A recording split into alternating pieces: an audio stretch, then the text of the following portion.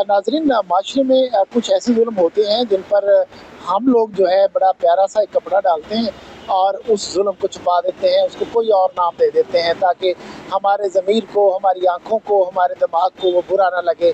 इस तरह हम खूबसूरती पैदा करते हैं, किसी का हक़ छीन कर, किसी को हक़ से महरूम करके उस पे जुल्म करके। और ऐसा ही एक जुल्म जो है बहन और बेटी को उसकी जायदाद के मज़हबी और कानूनी हक़ से महरूम करना है।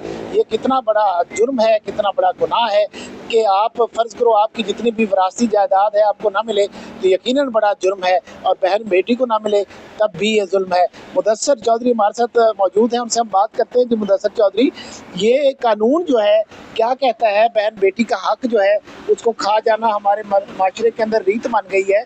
बड़ी खूबसूरती से कोई ना कोई नाम दे के उनसे जायदाद को ले लिया जाता है, साइन करा लिए जाते हैं, या फिर उनको डिस्करेज किया जाता है कि वो अपना हिस्सा मांगे ना।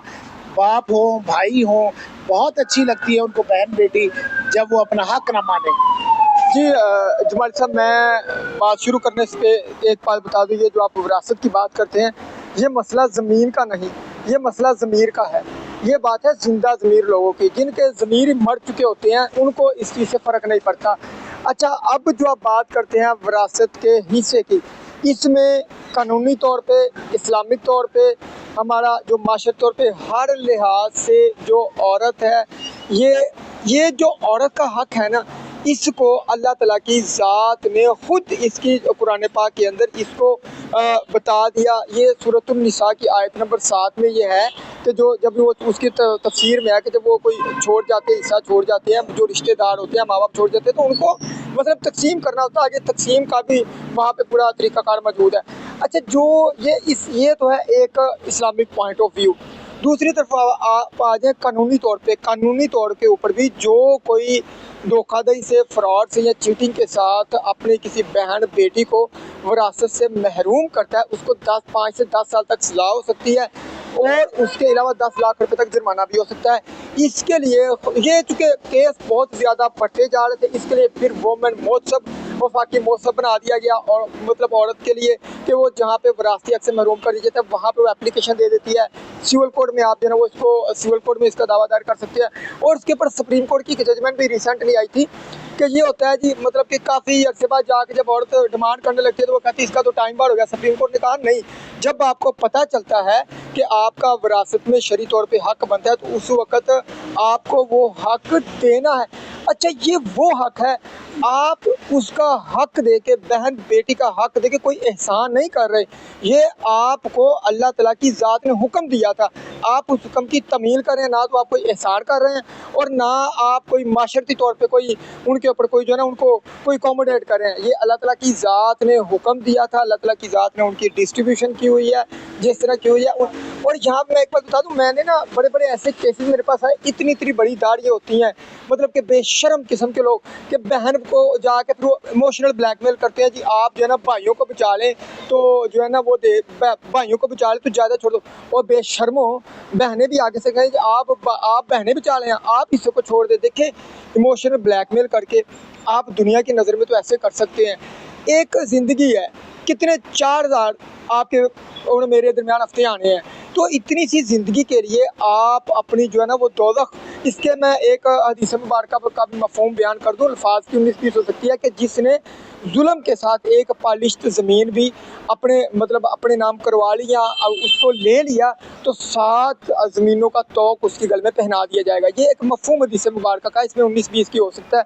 तो इस तरह देखिए, कुरान पाक में भी जहाँ आयत नंबर 7 में सूरतुन निसा के हिस्से का जिक्र आया है, वहाँ पे आयत नंबर 14 में सूरतुन निसा के फिर आगे लिखा भी गया है कि विरासत के फौरी बाद ये हुक्म आया कि अल्लाह ताला की उसकी तफसीर में कि अल्लाह ताला की जो हद है ना उसको ना तोड़ना, और उलमा जो अल्लाह ताला की ये जो हद है, अच्छा, वो जो है ना वो कहते हैं कि इसने खुशी खुशी अपने भाइयों के नाम करा दी थी और ये तो लेना ही नहीं चाह रही थी, तो इसने कहा माशरा पता नहीं लोग क्या कहेंगे, तो मैं ऐसी बुराई मैंने नहीं लेनी। इस बारे में क्या कहेंगे? अच्छा, ये ना बीमार माशरा, जहाँ पे औरत को हक मांगने पे लालची कहा जाए ना, वो बीमार माशरे की एक अलामत है।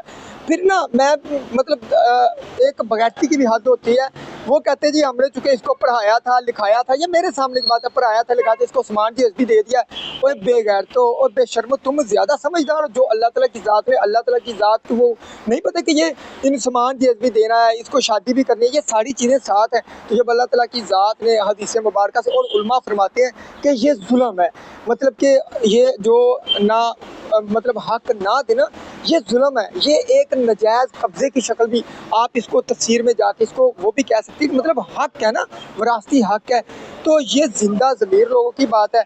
इसके बाद अगली चीज़ पे आप आ जाएं, औरत जो है ना, ब्लैकमेल बहुत ज़्यादा किया जाता है कि तुम्हारी शादी पे पैसे लगा दिए, तुम्हें सामान दे दिया था, तुम्हें एजुकेशन दे दी। ये विरासत के मामले में किसी जगह पे ये चीज़ रुकावट ना है ना होनी चाहिए। ये बताएं, वो कहते हैं कि ये जो है इस तरह जब हिस्सा मांगना जो है, वो कहता है ये जो है लोग क्या कहेंगे, माहौल ऐसा बन जाता है, लड़की की हिम्मत ही नहीं पड़ती।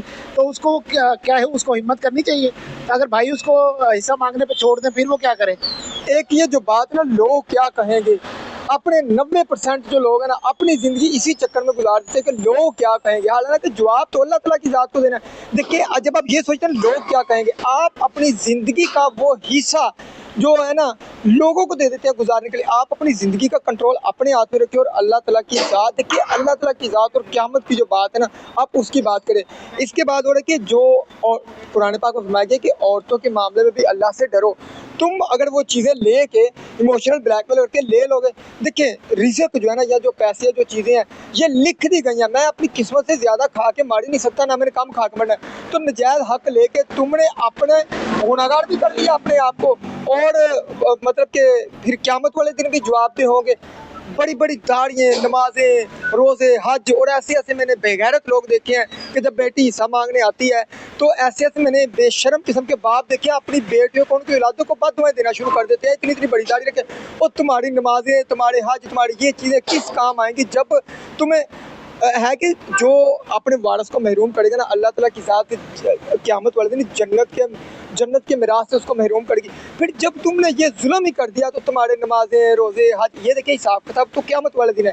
अब मैं तो सिर्फ बात कर रहा हूँ जो हमने कानूनी तौर पे, जो मजहबी तौर पे हमने देखी उसके हवाले से। तो ये मेरे ख्याल से जो ये बंदा कहता है बहनों को चाहिए, लड़की, औरत, बाप, बेटी, आप ना तो कोई एहसान कर रहे हैं, अल्लाह ताला की ज़ात ने हुक्म दिया है, कुरान पाक में आपका हिस्सा है, कानून ये कहता है। अच्छा, आप ना सिर्फ ये बताएं कि अगर बहला फुसला के और वो हिस्सा नाम करा लिया है भाइयों ने, तो अब बहन जो है उसको कुछ दिन बाद ख्याल आया, कुछ सालों बाद, कि क्यों ना मैं अपना हिस्सा ले लूं, मगर हिस्सा तो वो उसके नाम करा चुकी है, अब वो क्या करे? नहीं, एक चीज़ है, देखिए ये आप कानून के भी जुर्म है, ये आप शरीयत के भी जुर्म है, और या माशरे के भी मुजरिम है। 3 चीज़ों के आप मुजरिम है अगर आपने हिस्सा। अच्छा, जब ऐसी बात हो, औरत जब भी किसी भी वक्त कोर्ट में जाके ये दावा दायर कर सकती है कि मेरे साथ ब्लैकमेलिंग की गई थी, मेरे साथ चीटिंग की गई थी। और अच्छा, जब ये कोई बाप या कोई कहे ना बड़ा कि मतलब कि आप भाइयों को हिस्सा छोड़, तो उसको ये चीज़ की शर्म आनी चाहिए कि वो भी तुम्हारी औलाद, ये अगले घर ना चले जाए, अपनी किस्मत का खा के मरना है। ये जब ये कहते हैं तो बहनों को भी चीज़ स्टैंड रह जाए, ठीक है आपने नहीं मिलना ना मिले, जो अल्लाह ने मेरा हक दिया मैंने वो लेके लेना है, मैंने वो लेके ही रहना है। आप कोर्ट में जा सकते हैं और इस मामले में कानून बरा सकता है, और अच्छी अच्छी जजमेंट्स भी आ चुकी हैं। आपका जो हिस्सा बनता है ना, आपको वो मिलना है, और अदालत वो हिस्सा देती हैं। वो मौसम बना हुआ है, मौसम में भी वो हिस्सा जो है वो उसमें केस जरा जल्दी डिसाइड हो जाता है। ये जो आपका शरई तौर पे हिस्सा है, कानूनी तौर पे आपका हिस्सा है, आप यहाँ भी 10 साल की सज़ा और 10 लाख जुर्माना की तरफ भी जाएंगे, और क़यामत वाले दिन एक सख्त हिसाब से भी गुजरेंगे।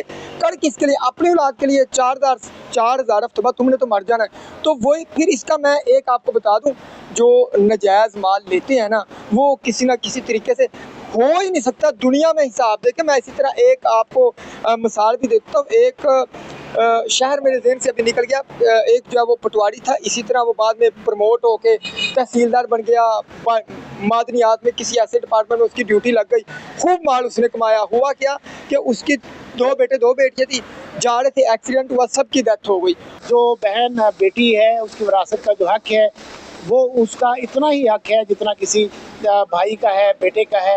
और वो किसी भी स्टेज पे अदालत से रुजू कर सकती है, अपना हिस्सा आप मांग सकती है। ये हिस्सा का हक जो है उसको अल्लाह ने दिया है, कानून ने दिया है। तो अगर माशरा साथ ना भी दे तो अदालतें और निज़ाम यकीनन उसको हक देगी, क्योंकि कागज़ों में और कानून में, आइन में और हमारे मज़हब में ये हक जो है तस्लीम किया जाता है। माशरा ना भी करे तो कोई फ़र्क नहीं पड़ता। आप अपने हक के लिए आवाज़ उठाएं और अपना हिस्सा ज़रूर लें।